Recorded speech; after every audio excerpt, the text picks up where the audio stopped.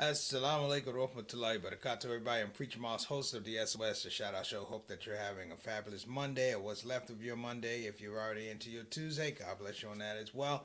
Listen, I want to get some shout outs. We want to make sure that everybody is taking care of themselves at this point in time. We have, of course, Delta is still out there in terms of a COVID 19 strain, and now we have Omicron that is coming in there, a strong second, trying to take over first, as it would be. We encourage everybody, please, please, please, despite what you're seeing, despite what you're reading, use common sense. Wear your mask.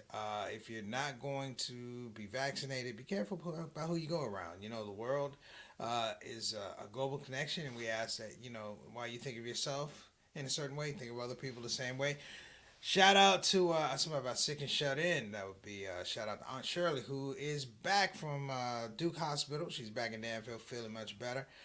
Duas are appreciated for that as well. We have some folks from around the country who are just saying, just send out duas. For if you're not feeling well, dua. And our own consultant producer, Sister Tana Whitfield, is not feeling well today, but she is championing this show. Either way, just trying to make sure that we have a good show. So much du'as. We pray that Allah give you shifa, Sister Satana. Outside of that, great weekend. I want to give a shout out to my camera guy, DP director. Shout out to Kurt Douglas, who was on the shoot for me for the new video for convenient urgent care, which is called "Don't Get the COVID." So we'll be debuting that hopefully before Christmas, a little bit after Christmas, definitely before the New Year. So we've been busy, brothers and sisters. We have definitely been busy. So let me jump into the topic today, and I'm gonna try to break down why I'm jumping into the topic today. Last year around this time, we had a major surge of Delta variant here in the United States. I mean, it did a doozy on us. We had a lot of people who are not with us anymore catch the Delta variant. We were in a period where there's really no feasible vaccine. We were left with wash your hands, social distancing, wear your mask. And these things were major. But one of the things that it did do, outside of the chaos it wreaked on the American healthcare system, is that it wreaked a certain amount of chaos on the American economy. With the shutdowns, with the inability for banks to loan to one another, a healthcare system that basically limited the main thing that the United States produces at a high capacity, which is human capital. All of a sudden, we find ourselves in a situation where America needed help. America needed help to help itself. We had to help the employees, we had to help the employers, we had to help the businesses, we had to help all the systems of government that help, for lack of a better word, keep the machine moving. And we had a guest on, my big brother, full transparency. We had brother Rick talking about cryptocurrency, and I spoke about cryptocurrency, speaking in an aspect. Okay, this is a different or alternative finance situation for myself and a lot of people. Many of you have actually gone into the cryptocurrency market. I know I have invested a little bit, nothing major, just to see what that market was, to see how things fluctuate. And of course, you put in the amount of money you can stand to lose. I've lost some, I've won some. That's not the point, though. The point now is that we have a realignment right now. We are almost at the same situation now where we have a variant that threatens to, in some regards, not shut down the economy, but definitely, brothers and sisters, definitely realign the way we're doing business. Of course, we're coming out of a situation. We're talking about inflation. We're talking about a near recession. We're talking about all of these things. And people talk about Omicron, the new variant, is not as deadly. Hear me, is not as deadly as Delta variant. However, though, it does make people sick. And everybody knows if you make a large percentage of the people sick, it affects, of course, your bottom line, your GDP, the ability to take human capital and put it into other things, business, manufacturing, education, on and on and on and on. Now, the reason I also brought this show up because something happened during last year. And that thing that happened during last year had to do a lot with the concentration of wealth. What has been discovered, what has been talked about, some but not a lot, is that during the previous year, dealing with COVID, we had a lot of people who benefited greatly. Large concentrations of wealth will move even further. So they say, 1% The 1% of America owns 30% of America's economy. That's it. 30% of America's wealth. And I saw something on CBS News earlier today that said that Bitcoin is actually going that way, whereby 1% of all Bitcoin people own 27% of all Bitcoin currency. The money, if you will. 1% own over 27%. So I'm thinking about this and I'm saying, okay, well, where is it along the line that people, some people got in invested, but it's a larger story. There were a lot of people, brothers and sisters, who were hell bent on making sure that, of course, Bitcoin did not last. And what happens is, if you can't beat them, you join them. So what I'm talking about today is why cryptocurrency really matters. When I say really matters, I'm talking about how does it connect to human capital? How does it connect to our GDP? How does it connect, brothers and sisters, to people insulating themselves against economies that don't really necessarily have their best interests at heart? We're going to talk about here on the Shout Out Show. Our guest is already here. We're blessed. So without further ado, let's go ahead and roll it. Why cryptocurrency really matters. Here with Preacher Moss on the SOS.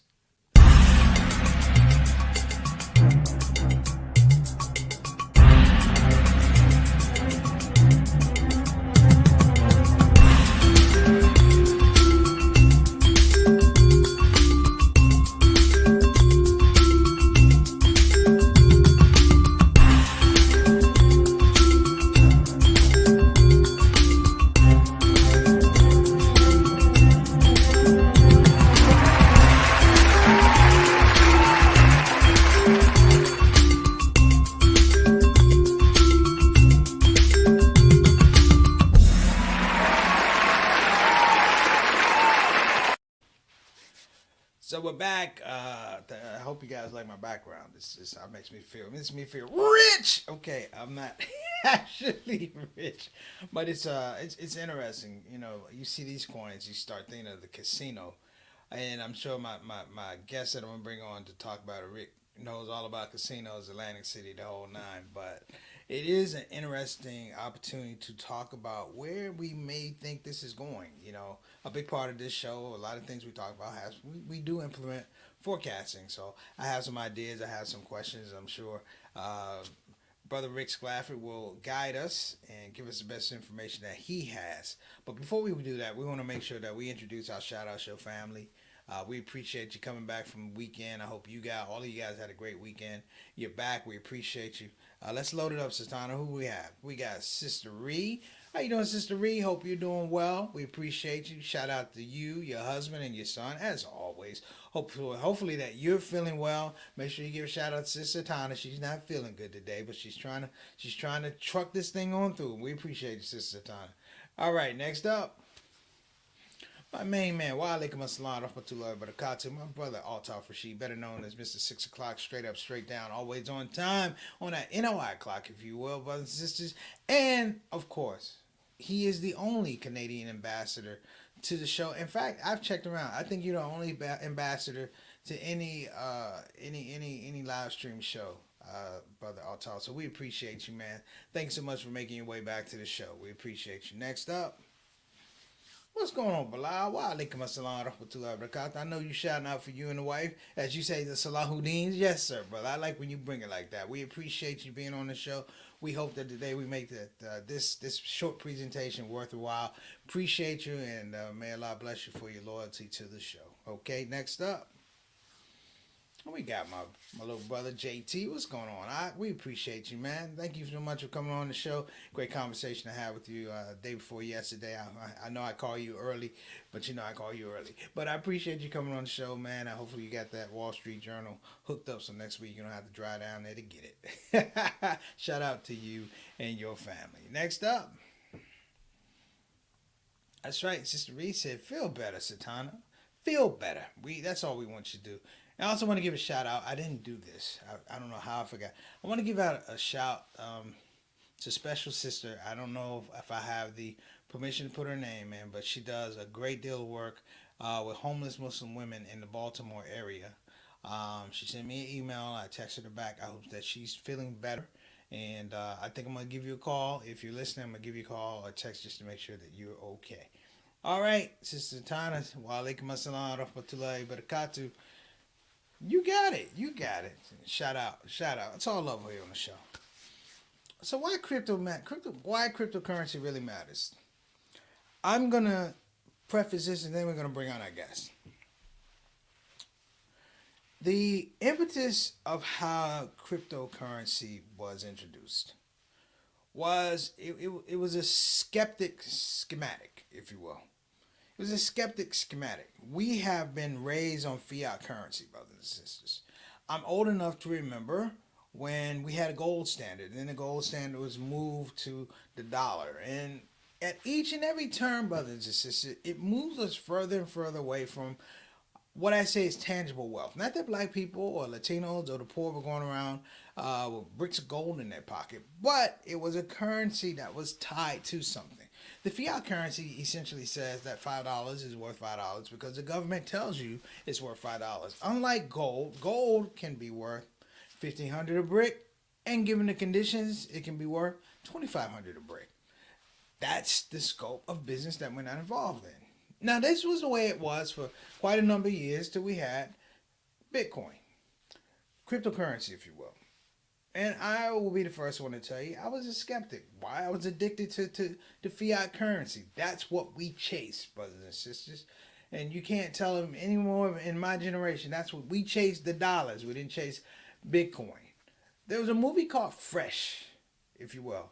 A movie called Fresh. And I remember this movie Fresh was a black kid. He was kind of geeky. But I remember one scene, he was doing his transactions in Bitcoin. And I said to myself, this must be something because they put it in the movie. It's a central plot in the movie. And then I forgot about it.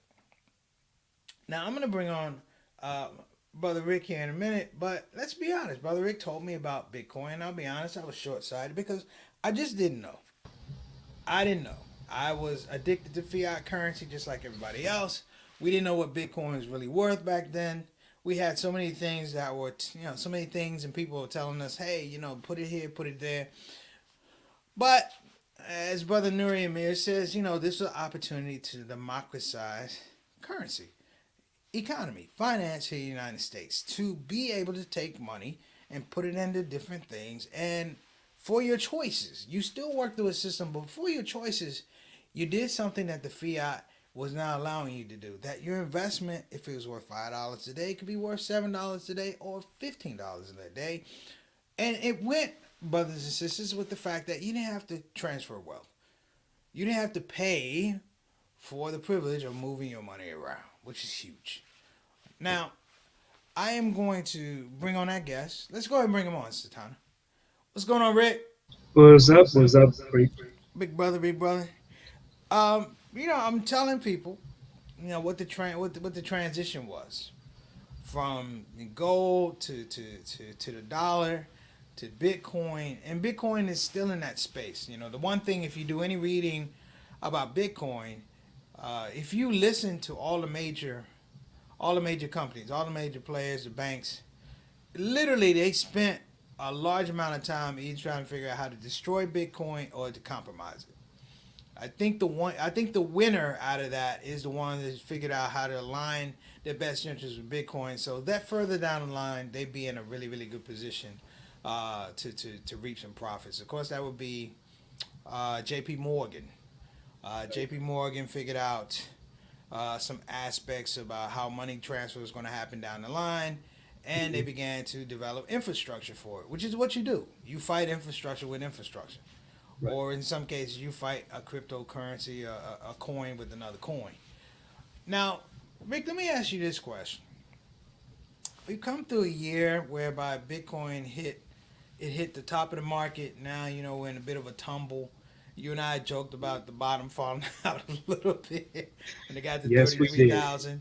I know you called me. I know you. You said you're gonna call me when the coin went up. We laughed about it. Yeah, well, I'll call you in the year 2030 at this point. Rick, what are the implications for cryptocurrency in the next 18 months? Let me frame this. The implications for cryptocurrency in the next 18 months. One, we have an infrastructure bill that doesn't look like it's going to pass. it won't pass. The Biden Build Back Better program is not going to happen. Manchin killed that. That's number one. Number two, we don't have hospital infrastructure at some point in time to really deal with the overall aspect of having another phase, if you will, the pandemic. Of course, Omicron, which is you and I talked about it, and it just seemed like last time we talked, it just tripled, it Right. quadrupled. It was it was South Africa. Now it's 77 countries. I mean, it's all in the United States. What are the implications for cryptocurrency if we go into another tailspin whereby the U.S. economy is going to be stumbled by the fact that people are not going to be able to work? Cryptocurrency was the only one that was able to hang their shingle out throughout the pandemic. So, people knowing that this time, how do you think that is? Is it affect where the market's going to grow, or is it going to be something that we're seeing now whereby it's saturated? Whereby if you Well, didn't get in earlier, and I mentioned earlier at the top of the show, I mentioned that cryptocurrency now has some of the issues of U.S. wealth, concentrated pockets of wealth. mhm. So if you can't do something like I'm reading in Finger Lakes, New York, that they're buying old power plants now.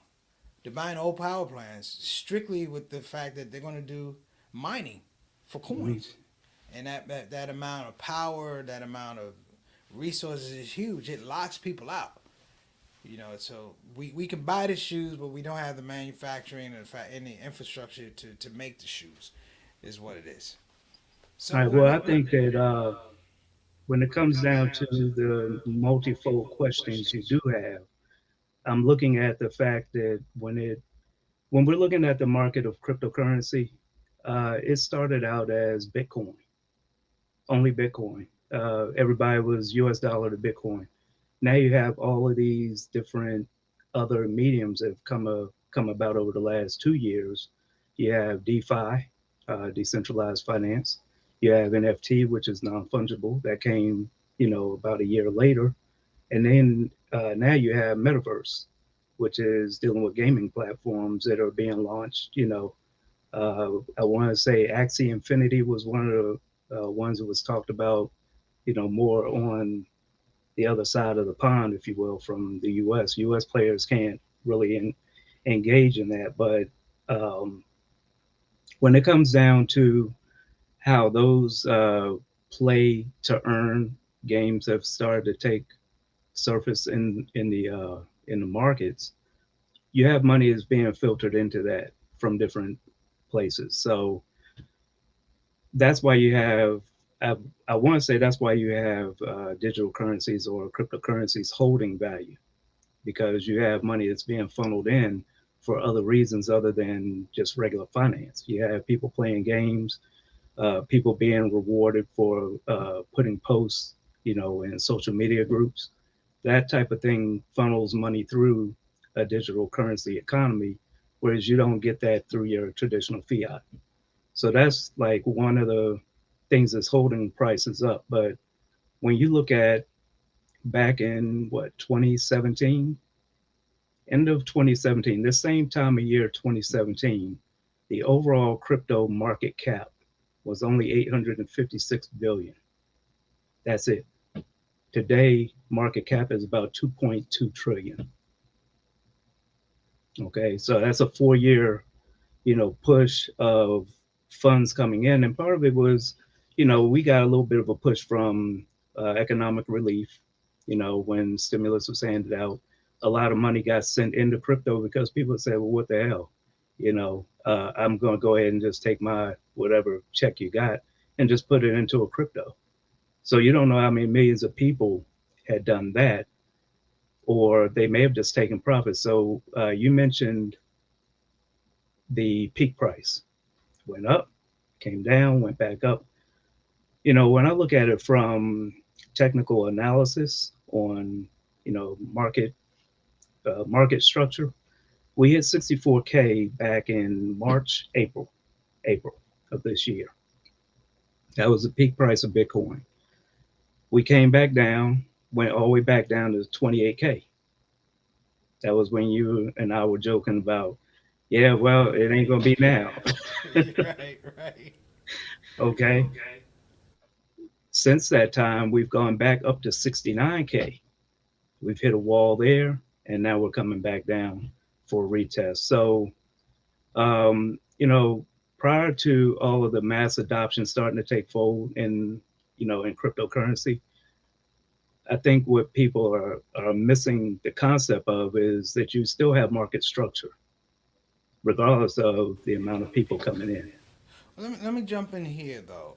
Um, Let me ask you this question, and this is over the last couple years that U.S. paper has not been good. U.S. paper has not been good, and what I mean is that we have dealt with certain things about a credit rating, going back to Obama, um, that the dollar wasn't strong as it has been. Right. And I'm seeing some things that could be precursors to that. Namely, the country of Turkey, their currency, the lira, it totally bottomed out. Um, and I kind of look at economies that are like economies, and in some regards, the U.S. economy does have I want to say some components of the Turkish government, whereby Right. um, I mean I feel like we have better financial sense. We do things that are more Mhm. traditional. When you have inflation, when you have deficit situations, and you, of course, you raise interest rates to kind of control it to keep it from overheating. But there's a thing Mhm. about um, this is the thing about cryptocurrency, and you can jump in here. Cryptocurrency in that it operates something like some aspects of a stock market. There's no regulatory situation to keep it from overheating. Like, And that's the problem. yeah, and it's like to Well, keep it no, from that overheating. that's the problem from your custodial side of market management or financial management. From the people side, they have more opportunity to earn in places that they can't get into the traditional markets and do that. And that's Uh, why there's a shift. this And is the regulators are trying to come up with ways to kind of manage that, mitigate it to a point where they don't have that heating that you're talking about. But it's going to be very difficult, in my opinion, that is for them to control that because you have multiple projects that continuously get built. Look at what Elon Musk is doing. How can you take a guy who never knew anything about crypto and within a year he's built billions of dollars worth of infrastructure himself, dealing with a couple of projects that's already existing. You see, so when you have guys that have the knowledge and money to invest into that, it's going to change some things for the regular people. That's just my opinion on that. Let me ask you this, because I was a big student of the 2007 crash, or the real estate crash, and one of the things that was discussed, particularly when Obama took office, when they were coming up with the TARP program, Toxic Assets Relief Program, and Okay. they were coming up with the amount of money that he needed. One of the things that people really, really got on Obama for was the fact that not that he asked for the amount of money that he asked for, but he didn't ask for enough. In a political system, there's really no second bite of the apple, if you will. And the one thing that they pointed out is, and a lot of people don't know, is it wasn't necessarily that the U.S. banking system was craving. It was the shadow bank system. It was the hedge funds and equity folk who Mm. they're not banks, but they operate like banks. You know what I mean? Right. Except for there's no insurance if you lose your money. So as I look at it now, it's like, well, the U.S. government doesn't have that. If something were to happen to crypto, like if crypto could really go into a tailspin, there's a real concern for contagion. I say, why crypto really matters now is like because the economy is not coming back as we thought it was going to. The whole idea of human capital, people are going to get back to work again. People are not getting back to work. You have massive amounts of people who are retiring right now, and people who are going to work are going. They're going look at they're looking at competitive situations. you're gonna pay 12. I want to pay 15. I need 20. So now the natural space of what employers will make in terms of profit that they will put back in the tax base, it's not there. And so I understand cryptocurrency, but I'm also looking at the fact that we don't have there's not a catch-all if it tumbles. Like the stock market can stop. They can stop. They can pull the plug on the stock market when it starts. That's right. Hmm. Crypto is not that. Crypto doesn't have that, and it's a free market system as advertised. But I'm saying in the context of an economy that's weak, what would you just suggest if you were running aspects of crypto to make sure that the little folks, because it's always the little folks that get hurt. What do the little folks do? The floor is yours. Well, right now, uh, they run to the hottest thing that's hitting social media. The I'm sure you heard of Shiba Inu. Have you heard of Shiba Inu, the coin? No, I mean, Okay. I've read some. Yeah. I haven't really done the whole homework on that. I mean, my Right. Well, my that's the coins thing. are Nobody does any homework. They go strictly on the hype, and okay. that is what's making the people the money out here in the crypto land. But you don't do that in traditional stock market.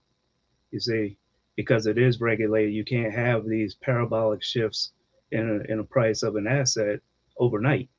In crypto, you can wake up one morning and your balance is zero, but you can wake up the next day and your balance be $1 million because you were in the right asset at the right time. So while there's, in my opinion, while there's just really no regulatory thing that can prevent you from a crash, like a global crash of the market, you have so many varying components in the markets. I mean, I just mentioned that, we have three new markets that weren't here 4 years ago. And there's going to be more markets that enter into the space as time goes on when they keep building security infrastructure, finance funding type stuff, when it comes down to lending, lending and that type of thing, They're staking. doing credit cards now. Right. They're doing Bitcoin credit cards Exactly. now. I'm like, and I think my thing is, Rick, they're going to be people in the market who they don't always get it right, but they get it right Right. a majority of the time. Right. They're 60 to 65% correct most of the time. Maybe that other 10, 15% they'll sit out. The other one they'll take a L like everybody else. Here's my point. Despite it being crypto, and the advances that crypto has made, there's still there's real hurt when people lose money in crypto. And that money is not, I want to say, the thing about crypto is, and what I like, the feature is you put in what you can stand to lose. Right. It's like the casino. If you can only put on a $5 chip, put on a $5 chip. Put it on black, but don't put $100 chip on there, lose, and then, and then keep crying. But I think the thing is, this time around, with it not being, I don't think that there's no bailout. This infrastructure is not coming maybe till next year, and there's going to be compromise. That this is heading into the 2022 elections. I feel like the GOP is they stacked the deck on this, and I think eventually they're going to come after crypto because you're going to have a lot of people who are not in the wellspring. So I feel like crypto, of course, will be a target for a whole lot of people. I don't want to say, let's say a lot of people are not enlightened about finance. Well, now find that somehow this thing is anti-democratic, anti-government. But here's my thing, though. Let's say you and I go out somewhere and we have $100 each, and we have a bill that we got to pay for $50. We go somewhere, we put it in. We not only lose $50, we lose a whole 100. But we still That's true. have the accountability and the responsibility to pay that $50. What I'm seeing more and more is people don't have that gravitas that they held on to the $50. It's just gone. Rick, we lost you. Can you hear me? I can hear you now. Yes, sir. Yes, Satana is saying that I have an echo coming back, but I only have one device with a mic, so I'm not sure what that Okay, no is. problem. Okay. Well, I So was I'm sorry, just, your question. I was saying, you know what? Is there a danger that people have put a lot of money into crypto? If crypto goes bad, that's money they can't put back into a real economy, goods, trading, savings, finance, tax base, if you will. Is there a danger to that? Because It that's is, what I'm but there beginning. is protections that you can put in place. If you're buying crypto, you're generally just buying from exchange, unless you are coming through one of the traditional market, um, custodial account holders that do hedge funding and things like that, and they're the ones in control of what you are buying and selling. When it comes down to handling your funds. But if you were doing traditional trading through the crypto exchanges, you're in total control over your actual trade from beginning to end. So if you're buying, let's say you bought Bitcoin tomorrow, you put in $1,000, you have the opportunity to put in a stop limit order to prevent a market dump where those funds will be returned right back to your USD wallet without losing an enormous amount of that, or a large percentage of that investment. And you can buy back in. Now I can't hear you. Can you hear me now? Yeah, I got you there. Yeah, my thing is, crypto is great, but crypto, Satana asks, is crypto still a good investment? And I want you to definitely answer that question. But my question is, crypto, like any other business, has winners and it has losers. And I find that you have more losers when it's a crisis situation. And you Mhm. know the thing about like gamblers, when they lose, the natural thing is they keep losing. And so I'm saying, if we put that next to a real economy, Right. banking, finance, education, taxes, all that type of stuff that deals with infrastructure. Because the thing with crypto right now is crypto is not tied into our infrastructure. It's totally different. You know what I mean? That's Like right. it doesn't feed into it. It's not a regulatory thing, so it doesn't feed into it. So, but yet and still, it's so close to the present economic system. There is contagion. Right. So, if per se, if crypto were to tank, I wouldn't, I wouldn't be surprised if the government came up with a way to pump money into crypto because it's so tied into everything. Well, 2.3 trillion or 2.2 trillion dollars is a lot of money to tank. We're not talking about where we have the traditional markets where we're in the higher level of trillions, uh, overall market cap.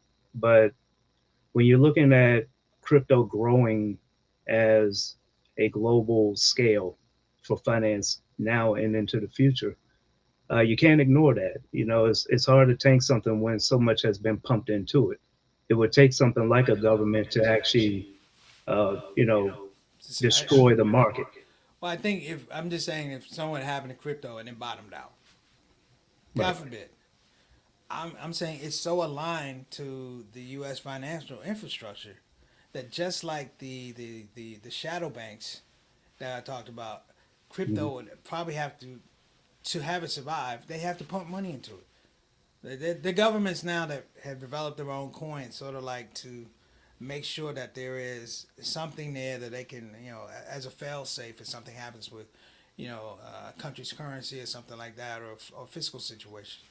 Well, I'm let's flip it. Let's try to flip the script on crypto versus the U.S. dollar. All right, now we've been talking about the U.S. dollar is basically going to fail. Is that part of the conversation It has the eventually? potential to. Right. It won't fail. It won't fail. It'll be devalued, but it won't fail. We Okay. won't get to that point. Right. But Because they have regulatory things in place to prevent it. crypto does not. But I'm saying, that's the big. That's sort of like the big fear. Like I said, alluded to earlier in the show that now Bitcoin has the distinction of being like the U.S. economy with concentrated Right. pockets of wealth owning large majorities of the market.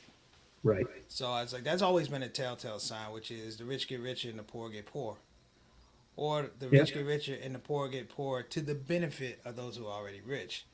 Um, and you know what? It doesn't take rocket science to figure out that people who are at the top of a situation in terms of wealth can figure out how to manipulate it. And I think it's just a matter of time. Hopefully not anytime soon, or while I got my money in crypto. Uh, Right. Yeah. these are just things I'm thinking Amen about. to Why that. don't, why don't we answer a couple questions here? We got, is cryptocurrency still a good investment? In my opinion, it is at the right time. Okay, because right now, Bitcoin, based on historical activity, we are potentially entering into what we call a bearish market for Bitcoin. But that doesn't mean that all crypto is going to be bearish. I mean, I just touched on we have these other three markets that are in play, assets that are tied to these other markets like metaverse and NFT. We've already heard enough about NFT and where it's going. Will that be affected by Bitcoin's winter? We don't know. That still remains to be seen. Same thing for metaverse. Metaverse is brand new this year. Every crypto market, Ethereum became its own little entity back in 2017, 2016, 2017. And since then, it has gone from $8 a coin up to as much as what we've seen now, over 4,000 in a 4 year span. Okay. So each of these other markets, when you have DeFi, NFT, metaverse, money is going to continuously circulate through those markets while Bitcoin is doing its winter. So cryptocurrency investment in general is a good investment, but you have to be in the right market at the right time for each market that you decide to play in. You know, one is going to be a buy and hold, and the other one will be a buy and swing trade, depending on how you really want to play the market. Rick, man, I've held you longer than I actually intended to hold you. It's all right, bro. Hold on a minute. I think my mic is muted. I held you longer than I was supposed to. My mom said I'm late. Problem just you said nobody's doing research, but money seems to go to those early in, early out. Thank you, Mama Son. Appreciate you. So I'm gonna go ahead and wrap up, Rick. Can we get your email again? I know people normally have questions about Bitcoin. Satana, if Satana's on that, she can give us a banner. Where do you want us to You want find me you to at? you want me to type it in the chat? Go ahead and type it up, and I'm going to go ahead and wrap up the show. Uh, Brothers and sisters, I wanted to thank Mr. Rich Schlaff for coming on the show and kind of indulging me on the aspect of cryptocurrency. You know, this show is really about not speculating, but trying to put a little bit of perspective on what we're going through right now and potentially what we could go through in the near future, particularly with the Omicron variant and the fact that there is very strong evidence that it's going to have some type of meaningful impact on our economy moving forward. So, yeah, we got it right there. Crypto B Rick, BT Rick Crypto BT Rick. There you go. at Gmail. Are you still training in this area? Yes, Rick is still training. Go to cryptobtrick at gmail.com. Again, that's cryptobtrick at gmail.com. Big brother, I appreciate you for coming on the show. Much I love. appreciate you having me. And thank you again, man. Much I love know to it's the last SOS minute. family. All right, man. Assalamu alaikum. Thank you, Rick. All right. Peace out. So we appreciate Rick coming on the show, everybody. A lot of information for us to digest, myself included. I'm finally adjusted in the line to get into this NFT market. I guess we could talk about that on another show. Make some big moves on that. Inshallah, pray for me, make dua for me. Listen, let's go ahead and wrap up. We appreciate you. Satana, thank you so much for hanging in there. We knew you did not feel well, and I definitely didn't want to go over. So let me wrap up really, really quickly, brothers and sisters. Yeah, we're talking about finance today. We're talking about Bitcoin today. We're going to get our finance person back on here today, Miss Maxine BK. Not today, but on another day. Yeah. Until then, you go to www.befinancialindependent.com. Again, that's www.befinancialindependent.com. Call 202-508-3780. Again, that's 202-508-3780.